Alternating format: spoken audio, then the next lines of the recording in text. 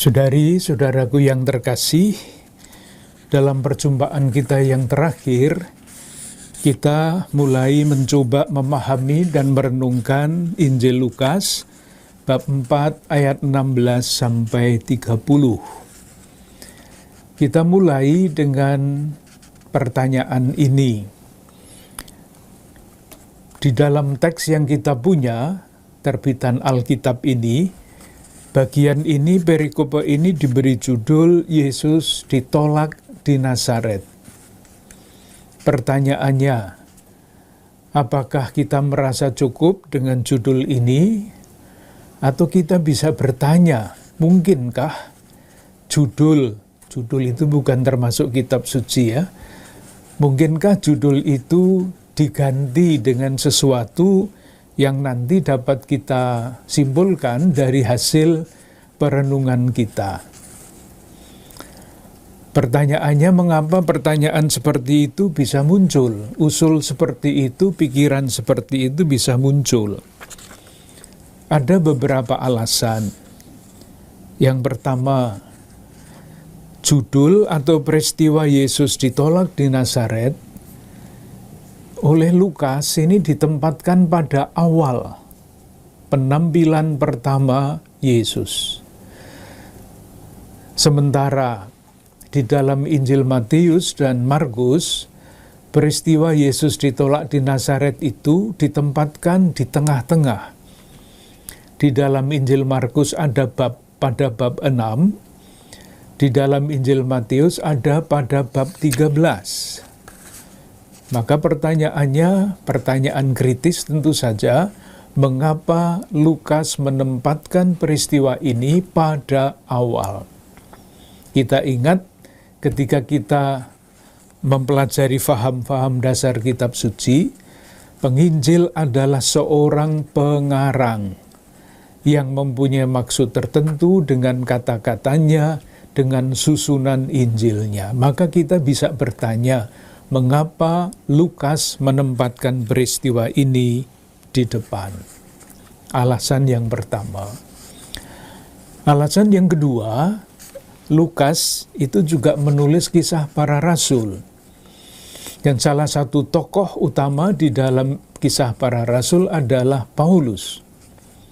Dan ternyata kalau kita membaca kisah para rasul bab 13, ketika Paulus tampil pertama kali, ia mengalami persis yang sama seperti yang dialami oleh Yesus.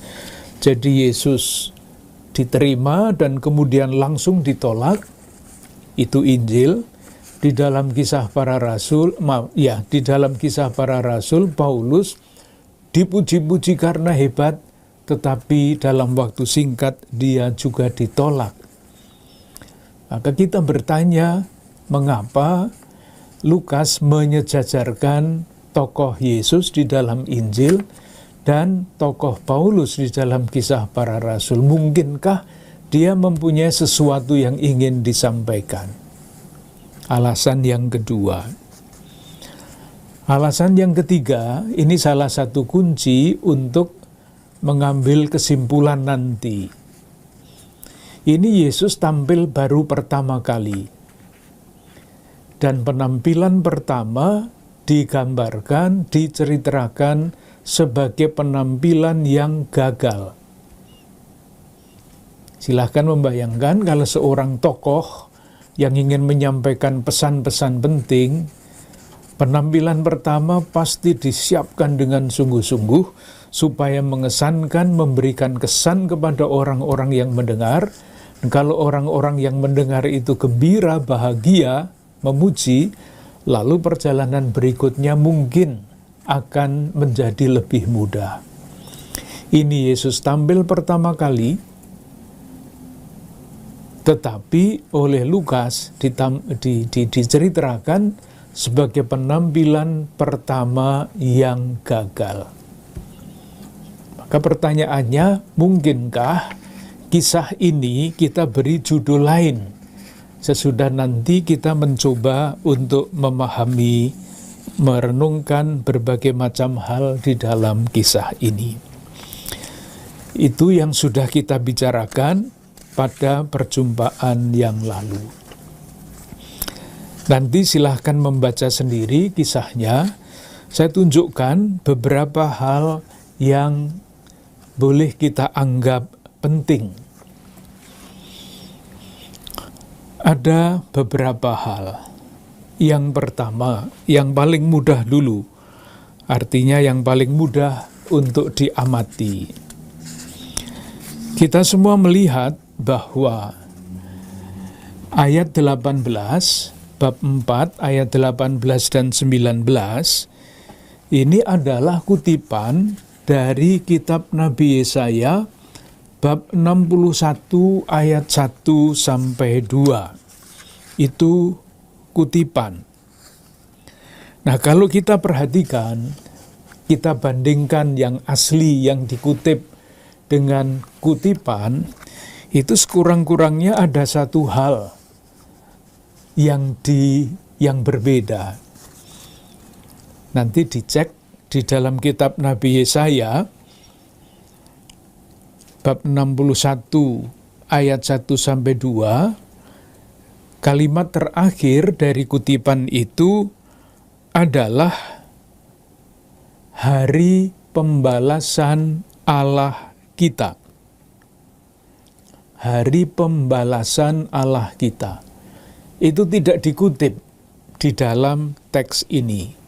Karena kutipannya berakhir dengan kata-kata untuk membebaskan orang-orang yang tertindas, untuk memberitakan tahun rahmat Tuhan telah datang. Yang bagian tadi pembalasan itu dihapus. Saya kira pesannya sudah sangat jelas mengapa Yesus di dalam teks ini oleh Lukas digambarkan menghapus kata pembalasan itu. Karena pembalasan itu bukan moralitas perjanjian baru yang dibawa oleh Yesus. Moralitas adalah, pembalasan adalah moralitas perjanjian lama yang tidak berlaku lagi seharusnya di dalam ajaran moral Yesus. Jadi kita melihat suatu tanda petik revolusi mengenai cara hidup manusia. Membalas itu bukan waktunya lagi. Jadi kalau nanti orang-orang itu berpikir mengenai pembalasan, yaitu mentalitas lama. Di dalam mentalitas baru tidak ada tempat untuk pembalasan. Itu yang pertama. Yang kedua, yang diwartakan adalah tahun rahmat Tuhan.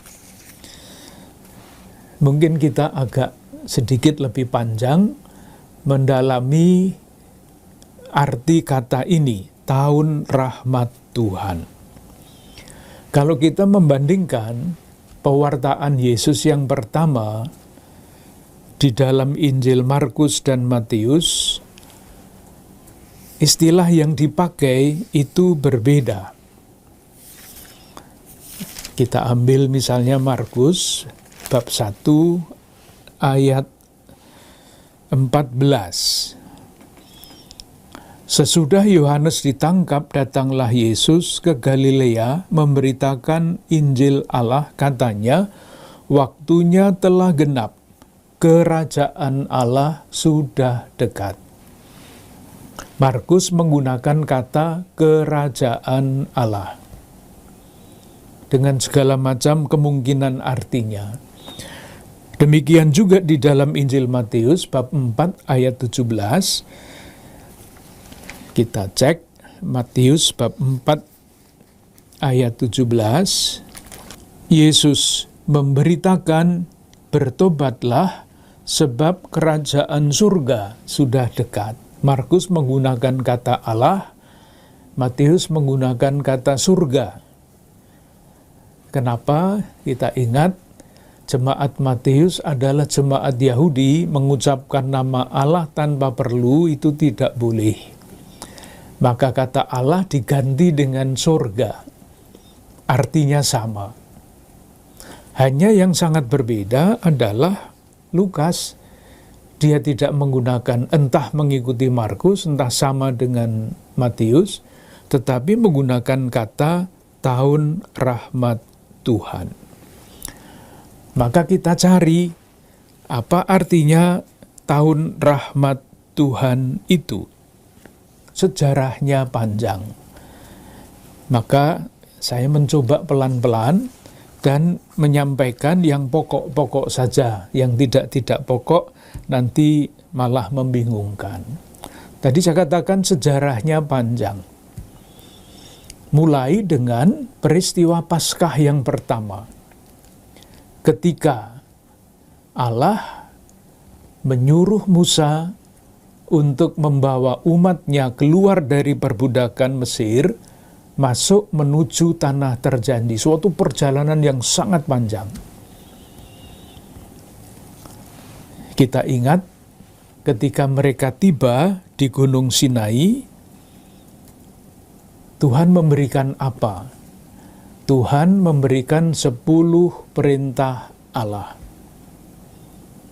Kenapa diberikan 10 perintah Allah kok tidak lebih banyak lagi? Disesuaikan dengan keadaan umat pada waktu itu. Sinai itu padang gurun.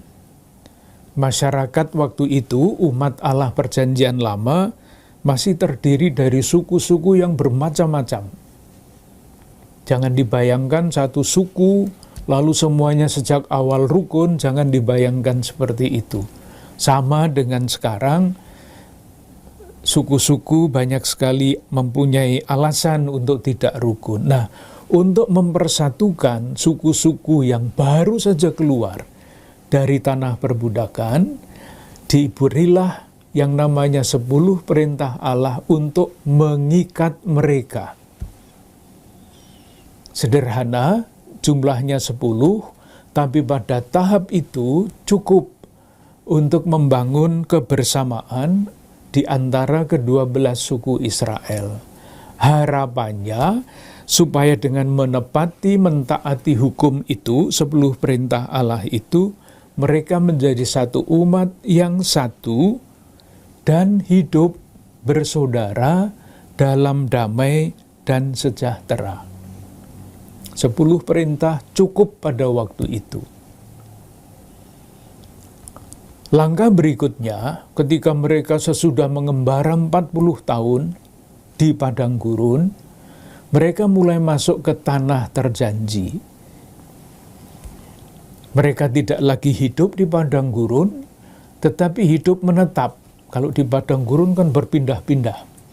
Mereka menetap di tanah itu yang mereka rebut dari bangsa-bangsa lain dan hidup sebagai petani. Silahkan membayangkan ketika dari budaya mengembara masuk menjadi masyarakat petani, itu pasti hidupnya berbeda. Maka berkembanglah aturan-aturan yang dilandaskan pada 10 perintah Allah itu. Secara sederhana dapat dikatakan begitu. Bertumbuhlah aturan-aturan berkaitan dengan hidup bertani. Ketika mereka sudah lama hidup bertani, maju, berkembang, kita masih ingat di dalam kitab Samuel, mereka ingin mempunyai raja seperti pada bangsa-bangsa lain. Jadi ada 3 lompatan budaya ini, dari budaya padang gurun, budaya petani, budaya kerajaan. Nah, begitulah sederhananya yang mula-mula hanya 10 perintah Allah, kemudian menjadi yang namanya hukum Taurat, yang ruwet, yang rumit, yang banyak isinya. Tetapi cita-citanya awal sama, untuk mengatur supaya umat Allah Perjanjian Lama itu hidup sebagai umat yang mengikat perjanjian dengan Tuhan. Dan harapannya, kalau aturan-aturan itu diikuti, lalu yang namanya kesenjangan itu tidak ada. Yang namanya orang kaya terlalu kaya, orang miskin tidak punya apa-apa, itu tidak ada. Semuanya sudah diatur di dalam aturan-aturan itu. Nyatanya seperti apa? Nyatanya sangat berbeda dengan cita-cita, dengan harapan-harapan itu.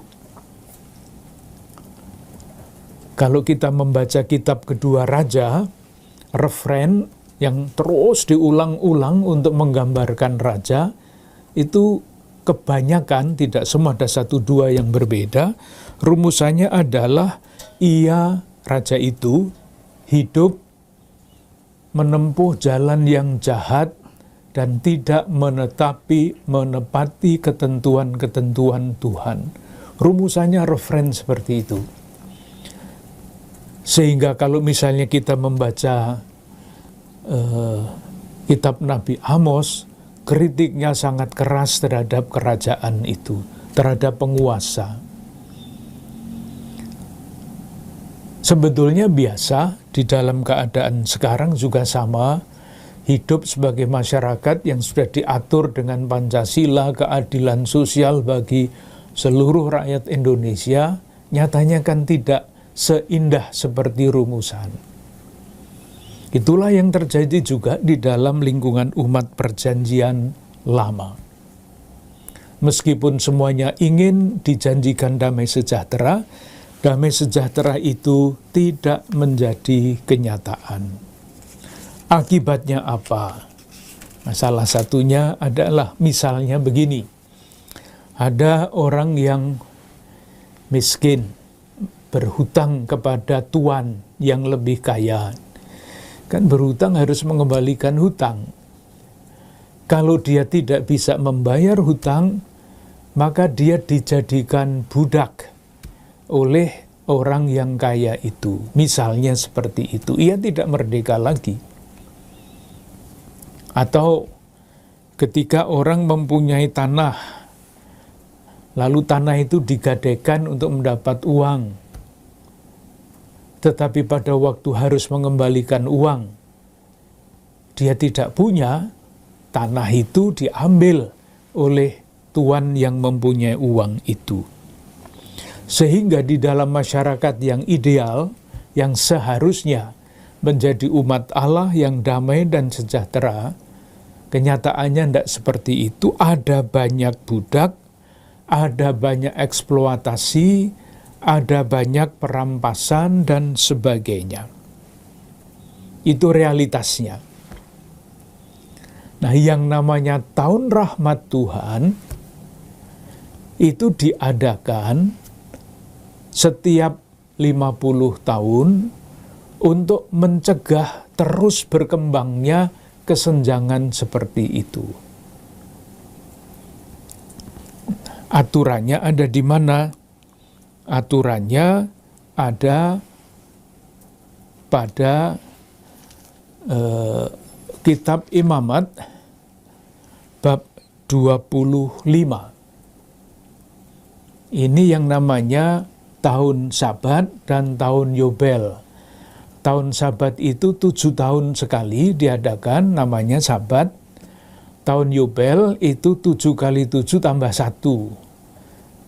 Artinya tahun ke-50, 7 itu Sabat, 7 yang lain itu adalah sempurna, tambah 1 jadi 50. Kita lihat apa yang dikatakan di dalam kitab Imamat, bab 25, ayat 1 sampai 22. Saya tunjukkan 1-2 ayat saja. Yang namanya tahun Sabat, itu diceritakan, dikemukakan pada ayat 1 sampai 5. Jadi saya baca ayat 4.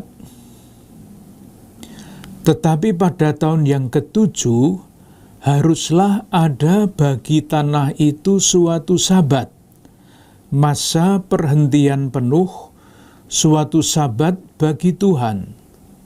Ladangmu janganlah kau taburi, dan kebun anggurmu janganlah kau rantingi.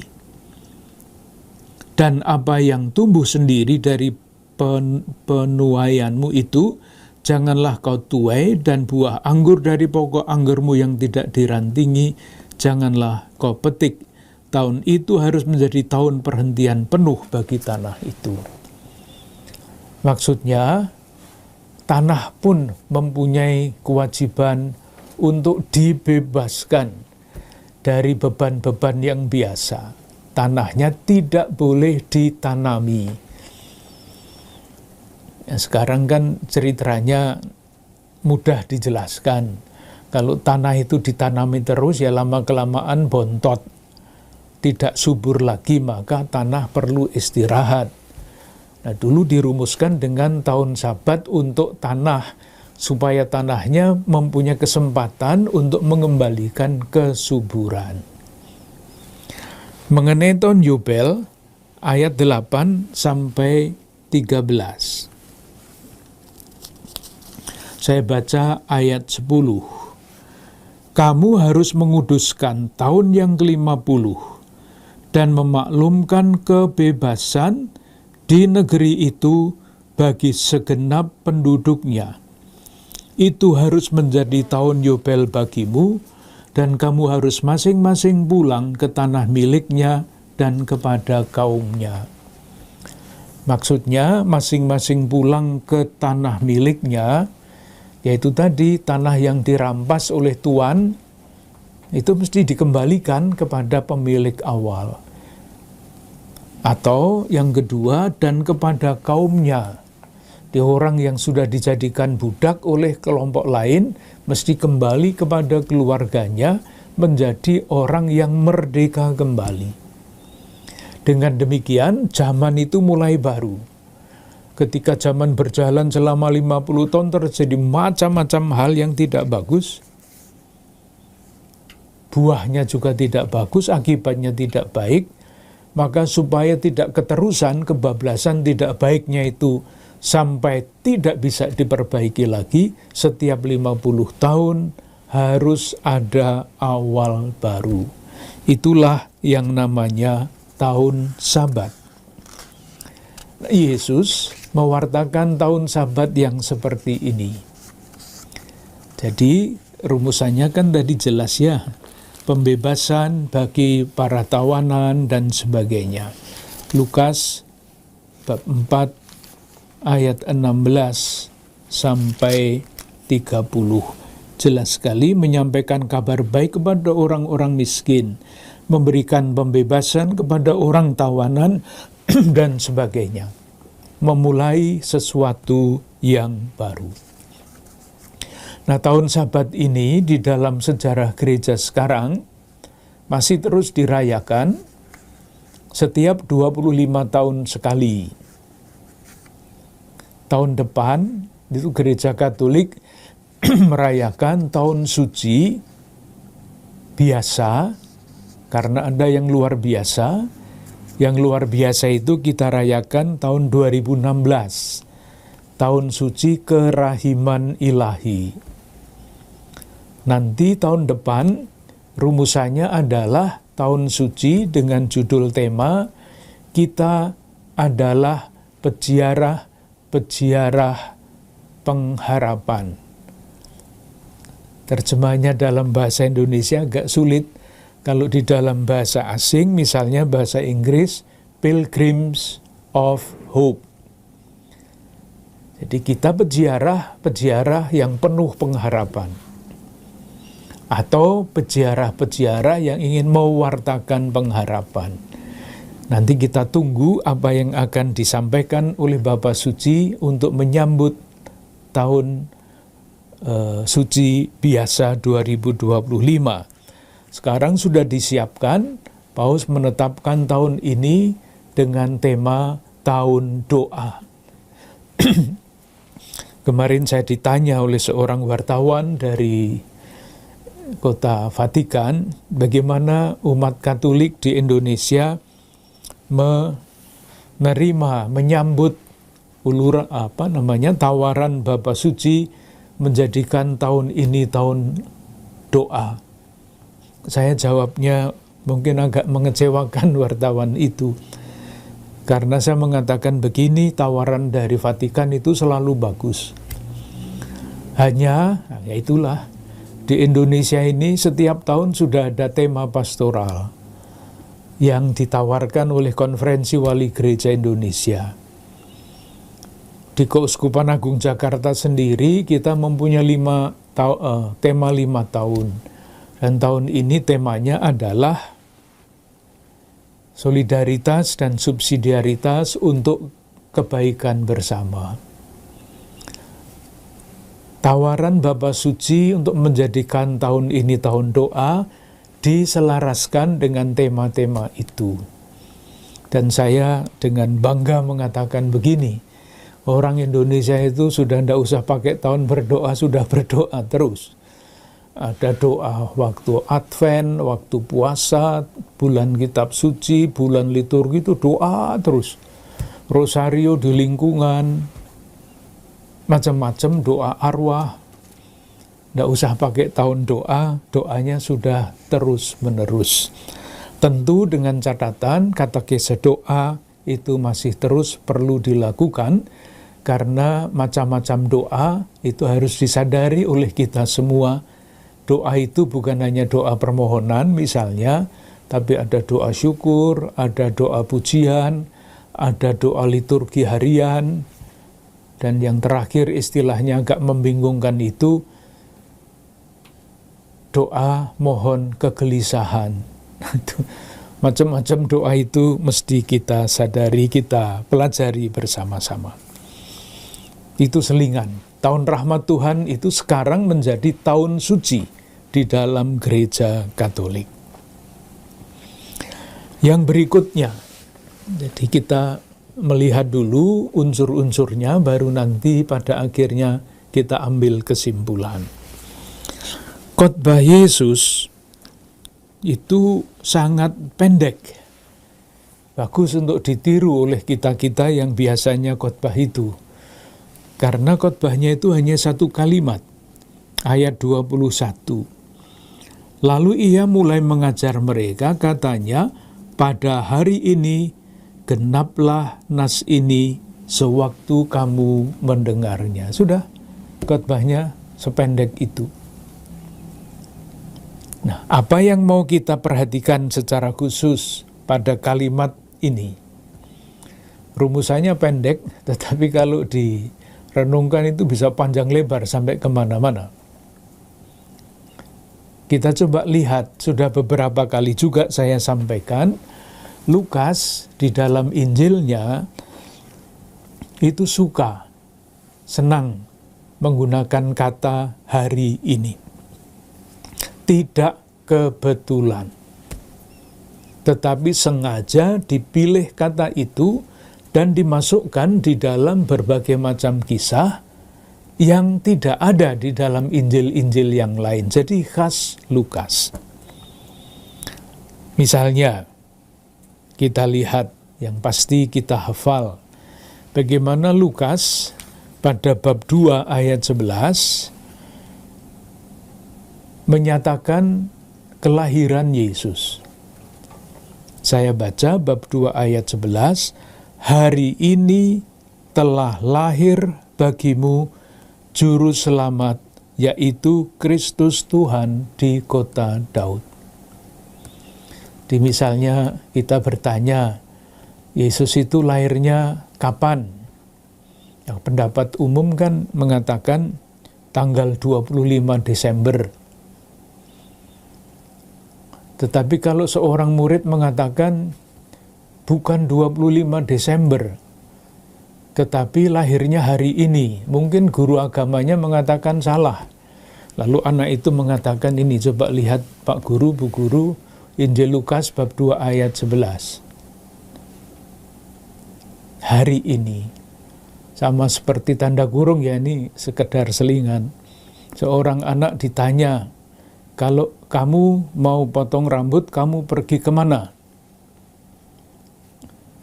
Harapannya guru yang bertanya kan ke tukang cukur gitu ya.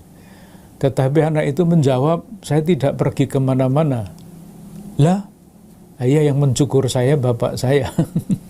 Kan betul juga itu. tidak salah. Demikian juga yang ini bab 2 ayat 11. Hari ini telah lahir bagimu juru selamat di kota Daud. Yang pasti juga kita ingat adalah kisah Sakeus yang terkenal itu, bab 19 ayat 5. Ketika Yesus sampai ke rumah ke tempat itu, ia melihat ke atas dan berkata, Sakeus, segeralah turun, sebab hari ini aku harus menumpang di rumahmu. Hari ini lagi. Kemudian ayat 9, kata Yesus kepadanya, hari ini telah terjadi keselamatan kepada rumah ini, karena orang ini pun anak Abraham hari ini. Yang juga pasti sudah kita ingat, bab 22 ayat 61, Petrus menyangkal Yesus. Apa yang dikatakan pada ayat 61, lalu berpalinglah Tuhan memandang Petrus, maka teringatlah Petrus bahwa Tuhan telah berkata kepadanya, sebelum ayam berkokok pada hari ini, engkau telah 3 kali menyangkal aku. Dan masih beberapa yang lain lagi. Maka pertanyaannya, mengapa Lukas menggunakan atau senang atau sering menggunakan kata hari ini? Nah, jawabannya tentu bermacam-macam, tetapi kalau dirumuskan secara konseptual bisa dikatakan begini. Bagi Lukas, dan tentu saja mengajak kita untuk berpikir seperti dia, hari ini dan di sini sekarang ini adalah saat keselamatan. Tentu pertanyaan berikut, apa itu artinya saat keselamatan? Jawabannya bisa bermacam-macam. Saat keselamatan itu berarti saat Allah menyatakan kehendaknya. Jadi kalau dikatakan dengan kata-kata yang sederhana, hari ini, peristiwa-peristiwa yang terjadi hari ini, pengalaman-pengalaman saya yang saya rasakan pada hari ini, apapun itu, dari pagi sampai malam, besar maupun kecil, adalah peristiwa atau pengalaman saat Allah menyatakan kehendaknya. Maka setiap kali kita diajak untuk berpikir, pengalaman saya hari ini apa? Lalu di dalam refleksi, misalnya sore hari, malam hari, kita bertanya, kalau pengalaman saya seperti itu, kira-kira Tuhan itu mau mengatakan apa kepada saya? Entah itu ketika saya berbahagia, ketika saya sedih, ketika saya marah, itu pengalaman. Tetapi pengalaman itu tidak ada artinya kalau dibiarkan lewat begitu saja. Lukas mengajak kita untuk melihat apa yang sebenarnya dikehendaki Tuhan pada hari ini, ketika saya merasa bahagia, ketika saya merasa marah, ketika saya merasa sedih, itu Tuhan menghendaki apa? Nah, kalau kita terus berusaha untuk menjawab pertanyaan-pertanyaan seperti itu, tanpa kita sadari, kita akan bertumbuh menjadi semakin dewasa di dalam iman. Atau kalau kita melihat peristiwa-peristiwa besar yang terjadi di dalam masyarakat kita pada hari ini misalnya. Hari ini itu tidak harus berarti sekarang ini, tapi pada saat-saat ini. Saya ambilkan contoh salah satu. Di media massa hari-hari ini, bagi saya ada 2 berita yang sangat mencolok. Yang pertama di bawah judul TPPO, Tindak Pidana Perdagangan Orang. Di Kupang itu ada seorang biarawati yang disebut dengan julukannya karena dia setiap hari menerima jenazah dari pekerja migran yang pulang sudah di dalam keadaan meninggal. Suster kargo namanya, karena jenazah itu dimasukkan di dalam kargo pesawat. Berita terakhir yang saya baca mengenai tindak pidana perdagangan orang, itu disebutkan ada 12 peristiwa kasus TPPO yang dilaporkan ke Badan Bareskrim Polri. Dan salah satu yang dilaporkan itu menyangkut peredaran uang perdagangan manusia itu jumlahnya 9 triliun rupiah. Mengerikan sekali.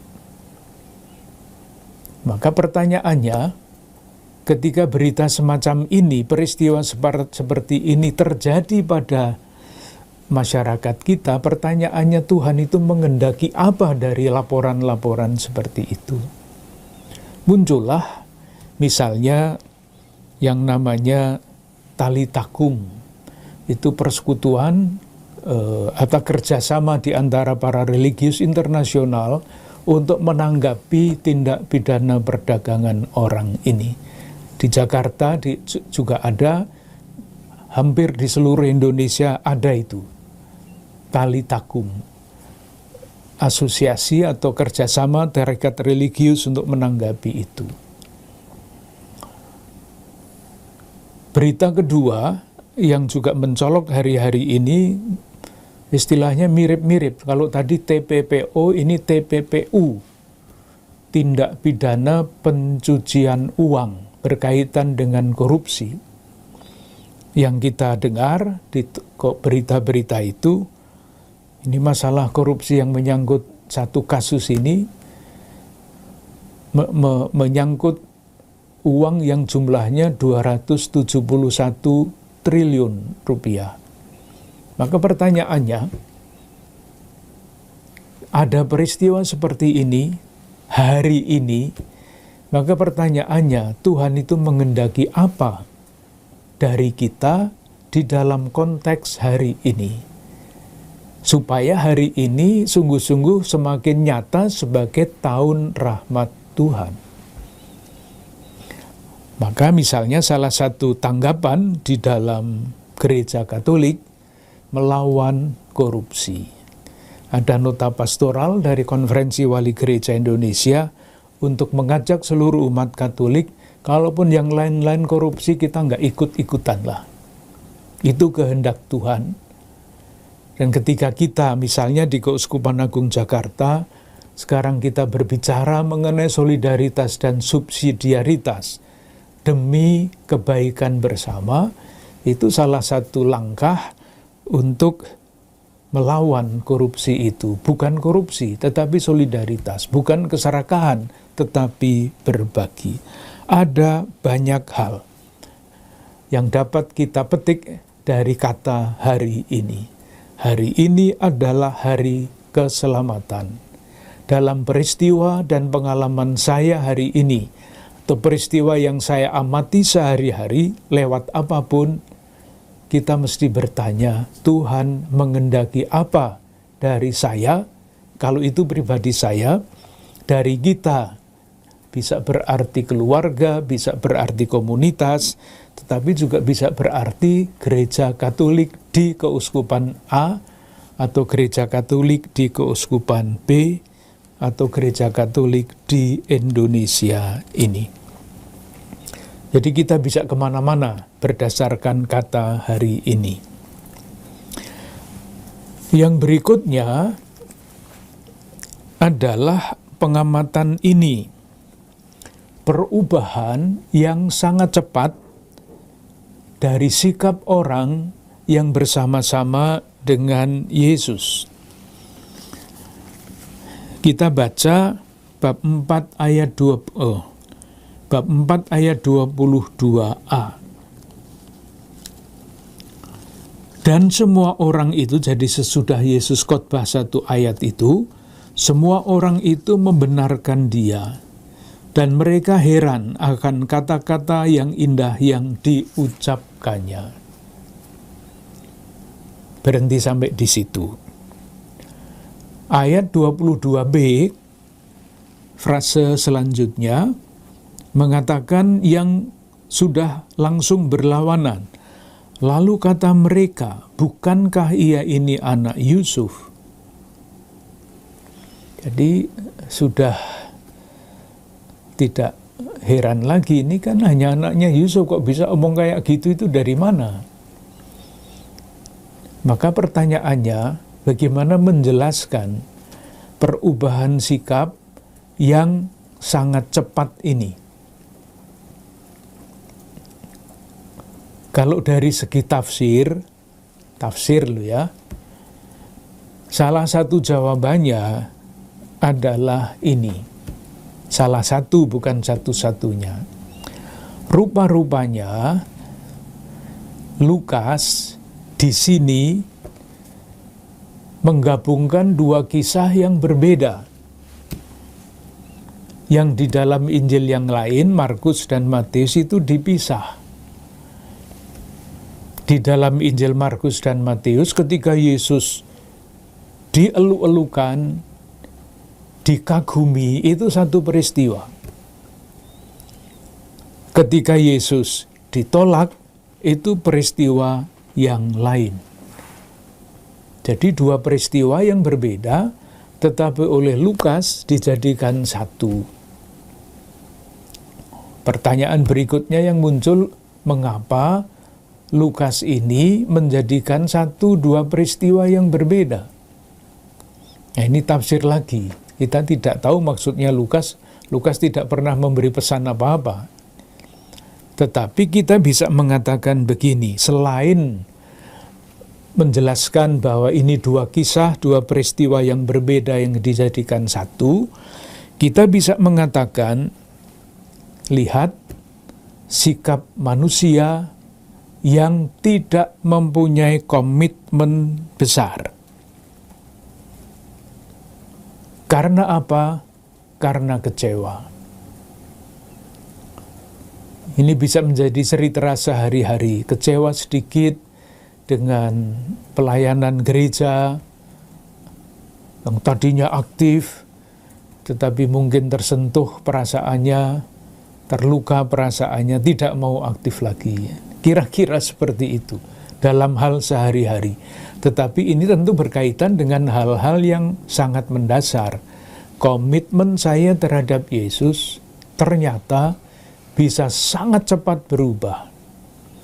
Dan dengan alasan yang seringkali sesederhana ini. Karena kecewa.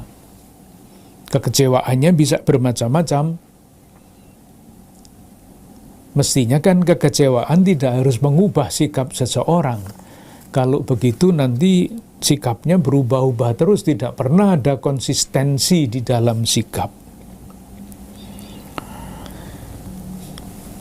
Itulah sebabnya dikatakan ayat 20 dan 28, ayat 20 kita lihat ya, siapa yang disebut itu? Dan mata semua orang.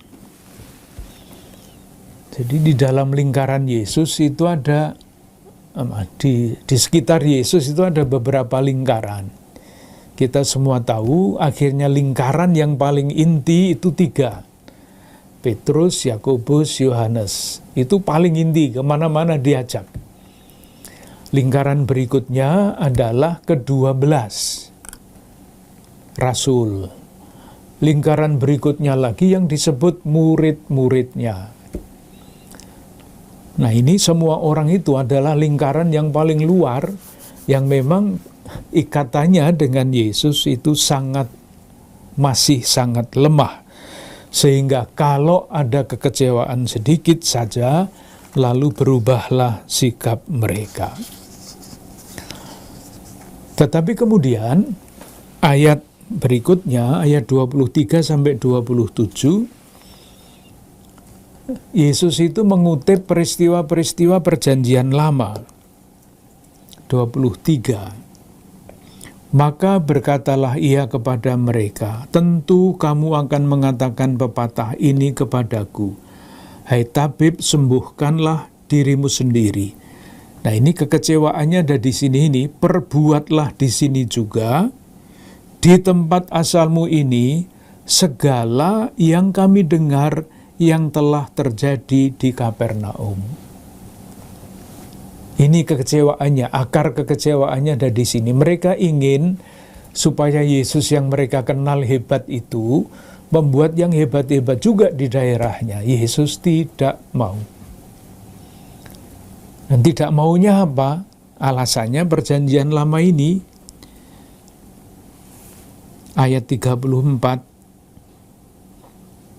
dan katanya lagi, aku berkata kepadamu, sesungguhnya tidak ada nabi yang dihargai di tempat asalnya. Dan aku berkata kepadamu, dan kataku ini benar, pada zaman Elia terdapat banyak perempuan janda di Israel, ketika langit tertutup selama 3 tahun dan 6 bulan, dan ketika bahaya kelaparan yang hebat menimpa seluruh negeri. Tetapi Elia diutus bukan kepada salah seorang dari mereka, melainkan kepada seorang perempuan janda di Sarfat, di tanah Sidon. Yesus tidak mau membuat mukjizat di situ, itu bukan karena dia tidak mencintai daerah itu, sebaliknya. Tapi dia ingin menyampaikan sesuatu, mengapa dia tidak mau membuat mukjizat di situ. Itu nanti misalnya dapat kita terangkan lebih lanjut melalui bab 4 ayat 42 sampai 44. Ketika hari siang, Yesus berangkat dan pergi ke suatu tempat yang sunyi. Tetapi orang banyak mencari dia, lalu menemukannya dan berusaha menahan dia supaya jangan meninggalkan mereka. Tetapi ia berkata kepada mereka, juga di kota-kota lain aku harus memberitakan Injil Kerajaan Allah, sebab untuk inilah aku diutus. Mirip-mirip ya, mau ditahan, tidak mau. Karena apa? Karena perutusannya tidak hanya di situ, dia diutus untuk pergi ke tempat lain. Di sini sama.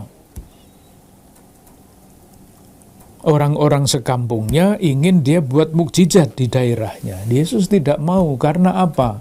Karena dia tidak mau taat kepada kemauan masyarakat di situ. Yang dia taati adalah Bapaknya. Nah, dari situ saya kira kita sudah mulai menemukan jalan untuk menjawab pertanyaan yang kita ajukan di depan. Dengan mengutip kitab suci ini, itu kutipan dari 1 Raja bab 17 dan 2 Raja bab 5 ayat 1-14. Dengan mengutip kata-kata ini, kalau dirumuskan dengan kata-kata sendiri, Yesus itu mengatakan kepada orang-orang sekampungnya, "Mbok, jangan kamu itu picik.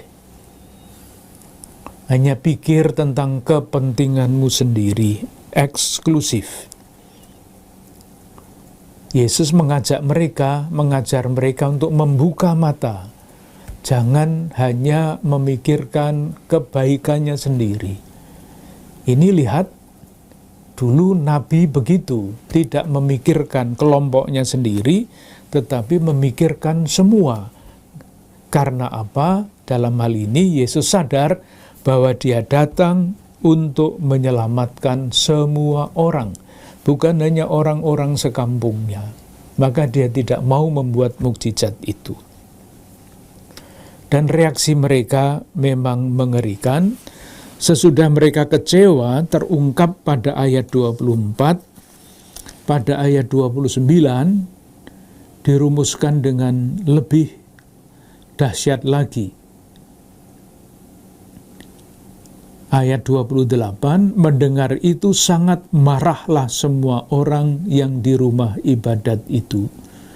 Mereka bangun, menghalau Yesus keluar kota dan membawa dia ke tebing gunung, tempat kota itu terletak, untuk melemparkan dia dari tebing itu.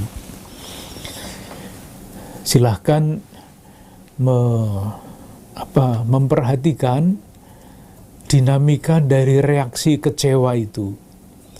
Dinamika yang merusak. Ayat 24, mereka kecewa. Ayat 28, mereka marah. Ayat 29, mata gelap. Dinamikanya seperti itu. Kecewa, marah, mata gelap. Jadi hati-hati kalau merasa punya pengalaman kecewa. Kecewa itu bisa berkembang liar seperti itu. Tetapi ketika diolah dan bertanya, apa kehendak Tuhan hari ini ketika saya merasakan kekecewaan? Lalu kekecewaan itu tidak akan membuat orang itu berkembang menjadi marah dan mata gelap. Tapi ketika dia menemukan jawaban kehendak Tuhan, ketika saya dibiarkan kecewa adalah ini. Lalu kekecewaan itu akan menjadi kekuatan yang formatif, kekuatan yang membentuk pribadi menjadi semakin dewasa. Sesudah itu, Yesus lewat dan begitu selesai ceritanya. Tetapi ia berjalan lewat dari tengah-tengah mereka lalu pergi. Silahkan membayangkan perasaan Yesus yang di kampungnya sendiri berbuat baik, mewartakan sabda Tuhan yang baik, tetapi akhirnya dirasakan sebagai yang membuat kecewa, ditolak, dan diperlakukan seperti itu. Silahkan membayangkan ini ayat 30 ini secara manusiawi saja, tetapi ia berjalan lewat dari tengah-tengah mereka lalu pergi. Pergi dengan pengalaman apa, dengan perasaan apa secara manusia. Sekarang jawaban atas pertanyaan yang kita ajukan pada awal pertemuan tadi. Mengapa Lukas menempatkan kisah ini, penampilan Yesus yang pertama, sebagai penampilan yang tanda petik gagal? Yang perlu kita kritisi adalah apa yang dimaksud dengan gagal. Kalau gagal itu dimengerti sebagaimana biasa dimengerti, tidak berhasil menjalankan rencananya, maka dia gagal. Tetapi kalau dilihat dari segi lain, mengapa Yesus gagal di situ? Memilih jalan itu sehingga dinilai gagal. Jadi memilih tidak membuat mukjizat di situ itu kan pilihan. Memilih untuk mengutip kitab suci, dengan demikian mau membuka wawasan orang-orang sekampungnya. Teks kitab sucinya jelas, pesannya jelas, tetapi tidak diterima, maka dia gagal. Ya, gagal seperti itu memang iya. Tetapi kalau sekarang kita melihatnya dari segi lain, memang Yesus tidak mau memenuhi keinginan orang-orang sekampung, tetapi dia mengikuti kehendak Bapa. Ia taat kepada Bapanya, maka dia tidak memenuhi kemauan orang-orang sekampungnya. Itu jawabannya. Sehingga Yesus ditolak, betul dia ditolak. Tetapi dia tidak gagal. Sebaliknya, dia berhasil. Berhasil apa? Berhasil menemukan kehendak Tuhan dan tetap setia meskipun dia ditolak oleh orang-orang sekampungnya. Itulah sebabnya kita bisa memberikan judul lain. Bukan seperti yang ditulis di dalam teks Alkitab kita, Yesus ditolak di Nazaret, faktanya memang demikian. Tetapi di balik fakta itu, kita melihat pribadi Yesus yang taat utuh kepada Bapaknya, tidak mencari popularitas, tidak mencari yang lain-lain, yang dicari adalah melakukan kehendak Bapa. Dalam hal ini, kita bisa sampai kepada istilah paradoks. Paradoks itu artinya kelihatannya berlawanan, tetapi sebetulnya tidak berlawanan. Yang paling besar paradoks itu adalah paradoks salib. Salib itu kan kekalahan. Siapapun akan mengatakan begitu, tetapi dalam perspektif iman, salib adalah kemenangan, kemenangan kasih. Itulah paradoks. Di sini sama. Yesus taat utuh kepada Bapaknya, taat, itulah kemerdekaannya. Itu paradoks lain lagi. Taat itu kan biasanya ikut saja perintah. Tetapi mungkin kalau taatnya itu taat sebagai seorang, katakanlah budak, ya ketaatannya ketaatan budak, bukan ketaatan orang merdeka. Di dalam hal ini, ketaatan Yesus sama dengan kemerdekaannya. Saya merdeka untuk taat kepada Bapa. Ketaatan seperti itulah yang diucapkan oleh para religius, para imam, kalau imam kepada uskupnya, kalau religius kepada pimpinan-pimpinan tarikatnya. Jadi, kalau saya mengucapkan taat kepada pimpinan saya, itu saya tidak menempatkan diri saya sebagai budak, enggak, sama sekali tidak. Tetapi justru sebagai orang-orang yang merdeka, dengan bebas menjalankan perintah kehendak Tuhan yang disampaikan atau akan disampaikan kepada saya lewat pimpinan saya. Ketaatan yang seperti itu akan mendatangkan kegembiraan. Menjadi orang bebas, lepas bebas untuk taat. Itulah judul yang diusulkan. Kalau mau untuk mengganti, tidak usah dihapus yang ini, mengganti judul Yesus ditolak di Nazaret, karena di balik kata-kata ini belum tampak maknanya. Tetapi kalau kita ganti ketaatan Yesus yang memerdekakan, lalu menjadi lebih jelas pesannya. Terima kasih.